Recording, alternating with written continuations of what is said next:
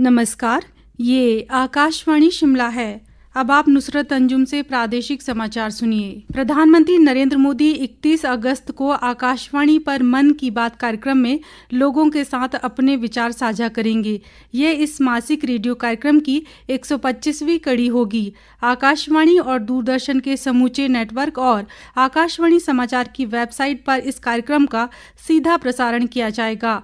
आकाशवाणी समाचार, दूरदर्शन समाचार, प्रधानमंत्री कार्यालय व सूचना और प्रसारण मंत्रालय के YouTube चैनलों पर भी इसका सीधा प्रसारण होगा।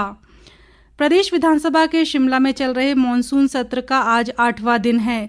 सदन की कार्यवाही में प्रश्नकाल के अलावा अन्य विधायी कार्य निपटाए जाएंगे। विस्तृत ब्यौरे के साथ हमारे शिमला जिला संवाददाता।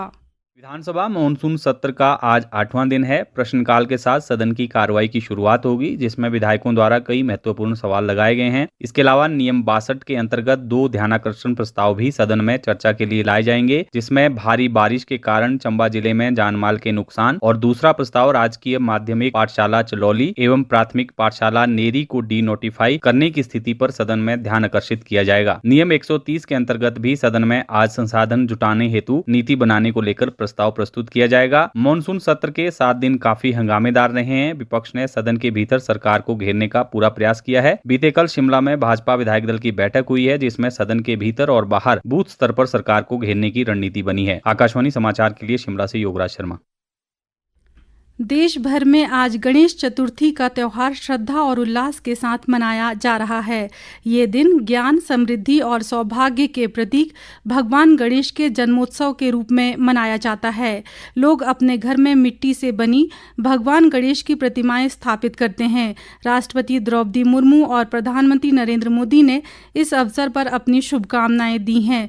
राष्ट्रपति ने अपने संदेश में लोगों से पर्यावरण संरक्षण के साथ इस त्यौहार को मनाने और एक स्वच्छ, हरित और समृद्ध राष्ट्र के निर्माण में योगदान देने का आग्रह किया है। प्रधानमंत्री ने सोशल मीडिया पोस्ट में कामना की कि ये पवित्र अवसर सभी के जीवन को श्रद्धा और आस्था से भरेगा और शुभ संदेश लेकर आएगा। केंद्र सरकार ने समग्र खाद्य सुरक्षा सुनिश्चित करने और जमाखोरी रोकने के लिए गेहूं पर भंडार सीमा लागू कर दी है। ये सीमा सभी राज्यों और केंद्र शासित प्रदेशों के व्यापारियों, थोक विक्रेताओं और खुदरा विक्रेताओं पर लागू होगी।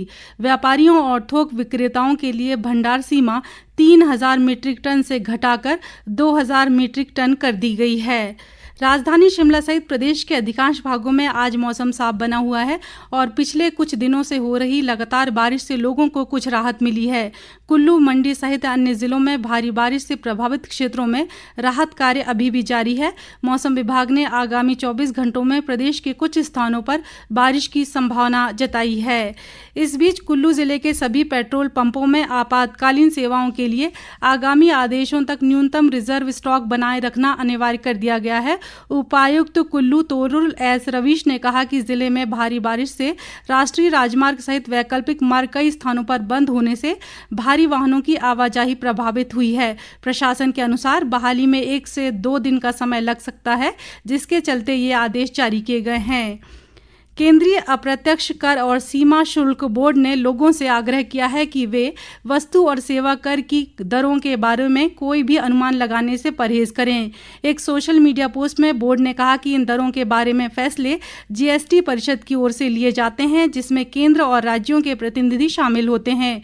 बोर्ड ने सलाह दी है कि लोग जीएसटी परिषद की 3 और 4 सितंबर की बैठक के बाद होने वाली आधिकारिक घोषणा की प्रतीक्षा करें। इसी के साथ ये समाचार बुलेटिन समाप्त हुआ। हमारा अगला बुलेटिन आप सुन सकते हैं दोपहर 3 बजे। नमस्कार।